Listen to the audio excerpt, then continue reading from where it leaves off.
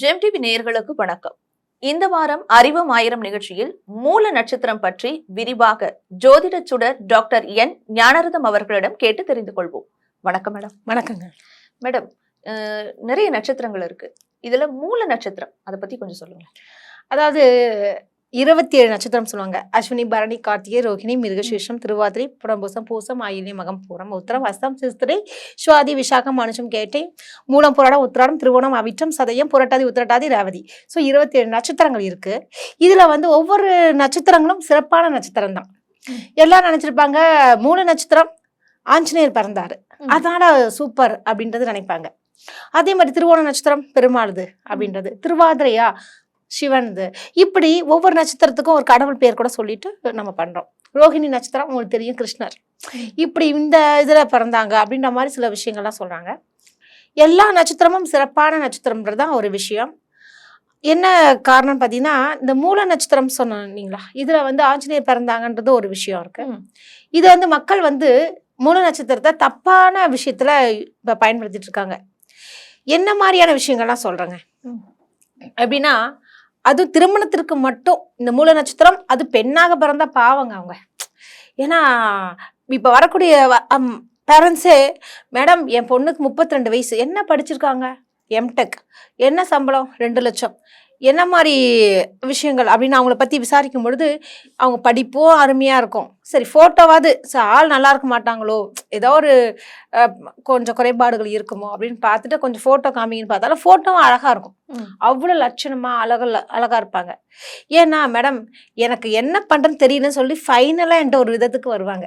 என்ன விஷயம்னு கேட்டிங்கன்னா, மேடம் அந்த டேட்டில் மூல நட்சத்திரத்தை அன்னைக்கு மூலம் முடிஞ்சதுக்கப்புறம் பூராடம் வரும்ல, அந்த நட்சத்திரத்துல எனக்கு கட்டம் ரெடி பண்ணி கொடுங்கன்றாங்க ஜாதகமே. இல்ல ஏன் இதனால இல்ல அதுதான் மூல நட்சத்திரம்னாலே ஏன் இந்த அளவுக்கு மக்கள் பயப்படுறாங்க? அதுதான் சொல்ல வரேன். முக்கியமான ஒரு விஷயம் என்னன்னு பாத்தீங்கன்னா, மூல நட்சத்திர பெண்ணை திருமணம் செய்தால் மாமனாருக்கு ஆகாது, அதாவது மாமனார் இறந்து விடுவார் அப்படின்னு சொல்லும்பொழுது, ஒரு தன்னோட பையனுக்கு ஒரு பெண்ணை எப்படி தேர்ந்தெடுக்கிறது, வேண்டான்றதான் நீங்களே தானே சொல்லுவீங்க இல்லையா, காமன் தானே அது ஒரு விஷயம். ஆனா இந்த சில பழமொழிகள் இருக்கு. ஆமா, அந்த ஆண் மூலம் அரசாலும் பெண் மூலம் நிர்மூலம் சொல்லுவாங்க. அது ஏன் ஆண் மூலம் ஆணுக்கு மூல நட்சத்திரம் இருந்தா அது அரசாலும் போது இப்படி ஒரு பெண்ணுங்கும் போது அந்த மாதிரி சொல்றாங்க? அதுதாங்க இப்ப அதுதான் நிறைய இதெல்லாம் நிறைய பேருக்கு தெரியாது.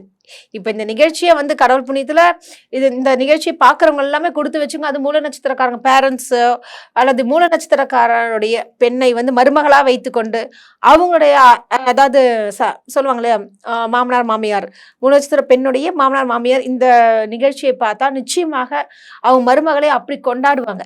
ஏன்னா அவ்வளவு அருமையான ஒரு நட்சத்திரங்க. கேது நட்சத்திரம். கேது என்றாலே என்ன, அறிவு, ஞானக்காரகன் சொல்லுவாங்க. அந்த நட்சத்திரத்தோடைய விஷயம்தான் மூல நட்சத்திரம்.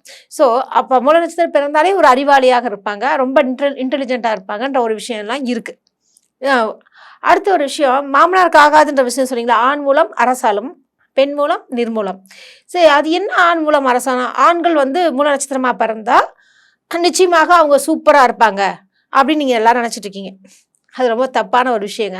நீங்க ஜெயில போய் பாத்தீங்க, அரெஸ்ட் ஆனவங்கள போய் பாத்தீங்கன்னா எத்தனை மூல நட்சத்திரக்காரங்க அரெஸ்ட் பண்ணி உள்ள வச்சிருக்காங்க.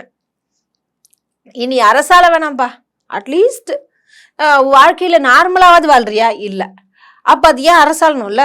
எல்லா மூல நட்சத்திரக்காரங்களும் இன்னைக்கு சிஎம் ஆயிருக்கணுமே, அதெல்லாம் ஒன்றும் அரசால் ஆகுதுங்க. எல்லா நட்சத்திரமும் நல்ல நட்சத்திரம். எல்லா 27 நட்சத்திரங்களும் ஜெயிலுக்கு போவாங்க, 27 நட்சத்திரங்களும் நல்லா இருக்கவங்க இருக்காங்க. ஸோ அப்ப ஜாதக அமைப்புகள் இது மாதிரி சில விஷயங்களை வைத்துதான் சொல்லணும். ஒண்ணு. அடுத்த ஒரு விஷயம், பழமொழிகள் சும்மாலாம் வைக்கலைங்க, கரெக்டாக தான் வச்சிருக்கான். நம்ம அதை மருவி மருவி மருவி தப்பா புரிஞ்சுக்கணும். நம்ம புரிதல் சரியில்லை.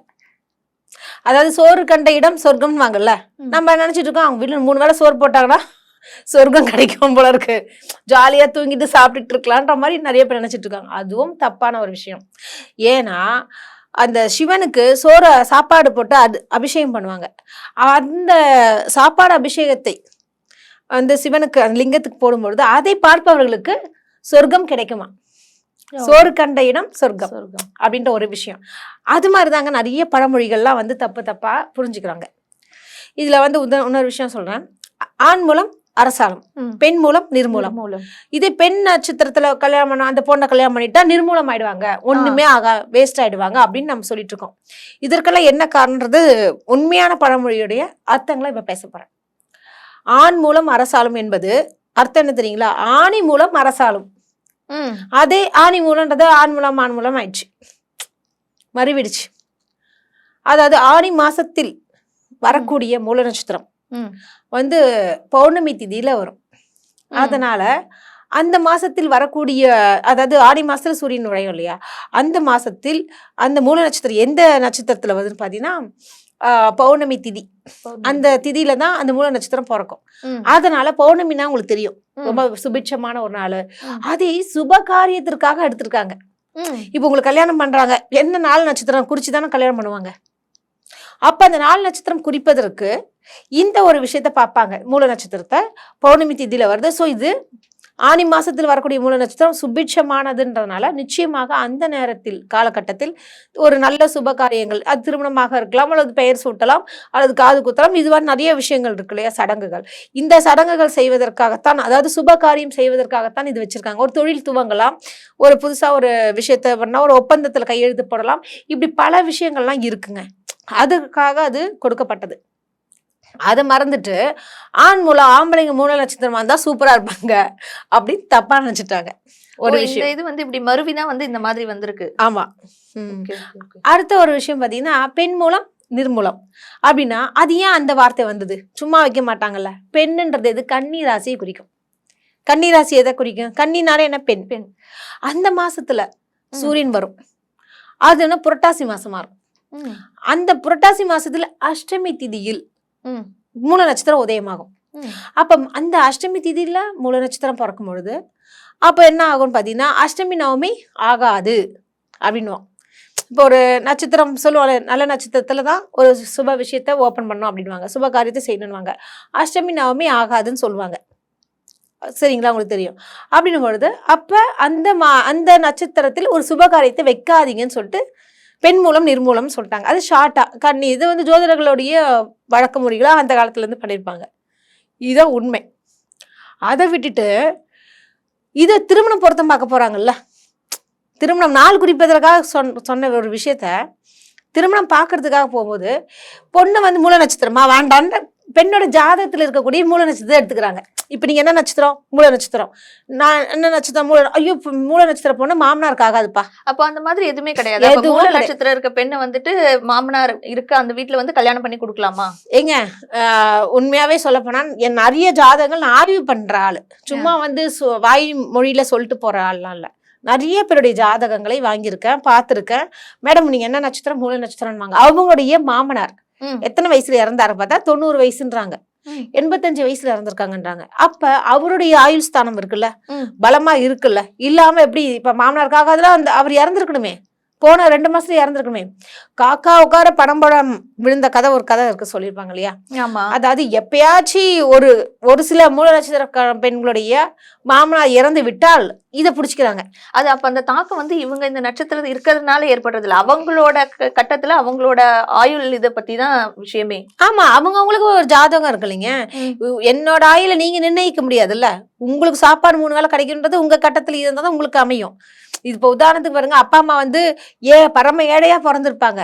பக்கத்து வீட்டுல அந்த குழந்தை பிறந்த சின்ன ஒரு 3 வயசு குழந்தை வந்து பக்கத்து வீட்டு பையன் இருக்காங்கன்னா பங்களா வீட்டுல இருக்கக்கூடிய குழந்தைங்களோட விளையாட போகுது. ஸோ அந்த குழந்தைக்கு நல்ல ஒரு மஞ்சம், நல்ல ஒரு சந்தோஷம், நல்ல ஒரு என்ஜாய்மெண்ட், சாப்பாடுல இருந்து எல்லாமே பக்கத்து. ஏன்னா அந்த குழந்தை சாப்பிட்டது இந்த குழந்தை சாப்பிடுறதுக்காக அது சாப்பாடு விட்டுறாங்க. அப்ப இதுல என்ன விஷயம்னா, பேரண்ட்ஸால அந்த விதிகள் நிர்ணயிக்காது. அவனுக்கு விதி அங்கே சாப்பிடணும்னு இருந்தால் அங்க சாப்பிட போறான். இதுக்கு போயிட்டு நீங்க வந்து இவங்க வீட்டுல பிறந்தனாலதான் இப்படிதான் ஆச்சு அப்படின்றது கிடையாது. புரியுதுங்களா? அதாவது அவங்கவுங்களுக்கு கரெக்டா இருக்குங்க. உனக்கு கிடைக்க வேண்டியது கிடைக்கணும்னா நீ கிடைக்கும். இப்ப அப்துல் கலாமோட அண்ணாக்கள் நிறைய பேர் இருக்காங்க, ஏன் அவங்க வந்து பிரசிடென்ட் ஆக முடியல? புரியுதுங்களா? அப்ப அவருக்கு அந்த விதி இருக்கு, அதனால அவங்க கொண்டு வந்தான். எல்லாருமே ராமேஸ்வரத்தை பிறந்தா அப்துல் கலாம் ஆயிட முடியாது, பிரசிடென்ட் ஆயிட முடியாதுல்ல. அப்ப அவருக்கு ஜாதக அமைப்பு இது மாதிரி விஷயங்கள்லாம் இருக்கு. அந்த பெண்ணுடைய ஜாதகம் ரொம்ப அருமையாக இருந்தா நல்லா இருக்க போகுது. ஆனா இந்த நட்சத்திரத்தை வச்சு ஒதுக்குறாங்கல்ல, அது ரொம்ப தப்பான ஒரு விஷயங்க. அதுவும் அந்த பொண்ணு மூல நட்சத்திரம் போது படிப்பு எவ்வளவு நல்ல படிப்பு. இப்ப பேரண்ட்ஸே வந்து என்ன பண்றாங்க பாத்தீங்களா? பேரண்ட்ஸ் பயப்பட வேண்டாம். பெண்களுக்கு வந்து மூல நட்சத்திரம் தன் பொண்ணுக்கு மூல நட்சத்திரம் இருந்தாக்கா வெளியில சொல்லும்போது, ஐயோ என் பொண்ணுக்கு மூல நட்சத்திரம்பா, இப்படி கல்யாணம் பண்றது அதை பத்தியே யோசனையா இருக்கு அப்படிங்கறதெல்லாம் வந்துட்டு பேரண்ட்ஸ்க்கு வந்து அந்த பயம் வேண்டாம். வேண்டாங்க. இந்த எபிசோட பாத்துட்டாங்கன்னா இப்ப பையன் வச்சிருக்கவங்க எல்லாமே பொண்ணு மூல நட்சத்திரம் பொண்ணை அள்ளிட்டு போயிடுவாங்க. எனக்கு வேணுங்க அந்த பொண்ணு எனக்கு வேணும்ன்ற அளவுக்கு. ஏன்னா மூல நட்சத்திரம் ரொம்ப செம்ம ஸ்மார்ட்டா இருப்பாங்க. நல்ல அறிவாளியா இருக்கக்கூடிய ஒரு பெண்ணை, நல்லா படிச்சிருப்பாங்க, அழகா இருப்பாங்க, பெரிய பொசிஷன்ல இருப்பாங்க. அவ்வளோ பெரிய ஒரு ஆளை வந்து இந்த மாதிரி தப்பான ஒரு பழமொழியை வச்சுக்கிட்டு அது அவங்களுக்கு தெரியாம இருந்துகிட்டு அறியாமையால அது என்ன பண்ணுவாங்க தெரியுங்களா? நிறைய பேரு மூல நட்சத்திரம் மாமனாருக்கு ஆகாதுன்னு சொல்லிட்டு அதாவது பையனோட அப்பா இல்லாத வீடா ஜாதகம் பார்ப்பாங்க. அதனால அவங்களுக்கு மேரேஜும் வந்து லேட்டாக இதுவாக ஆரம்பிக்கும்ல. அப்படி அது அப்பா இல்லாத அது எப்ப பாக்குறது? அவங்க அப்பா எந்தெந்த பையனோட அப்பா இறந்துட்டாங்கன்னு அது ஒரு லிஸ்ட் வேற எடுக்கணும்.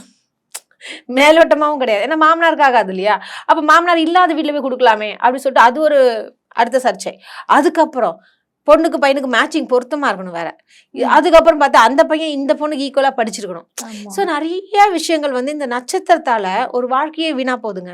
அதனால தயவு செஞ்சு இந்த நிகழ்ச்சியை பார்த்ததுக்கு அப்புறம் ஆண் மூலம் அரசாலம்ன்றதுக்கு அர்த்தம் சொல்லிட்டேன், பெண் மூலம் நிர்மூலம்ன்றதுக்கு சொல்லியாச்சு. ஸோ இந்த 2 விஷயங்களும் நம்ம தெரிந்து கொண்டு ஒரு நல்ல பெண்ணை வந்து திருமணம் செய்து நிச்சயமாக உங்களுடைய வாழ்க்கையில ரொம்ப சந்தோஷமா இருக்கலாங்க. அதனால இந்த மாதிரி தப்பான ஒரு சிந்தனை. இதே மாதிரி இன்னொரு விஷயம் இருக்குங்க. ஆயில்யம் நட்சத்திரம் இருக்குல்ல, அது மாமியாருக்காகதான். ஆயில்ய நட்சத்திரம் மாமியாருக்கு ஆகாதுன்னு சொல்லுவாங்க. அது மாதிரி சொல்லிட்டு இருக்காங்க.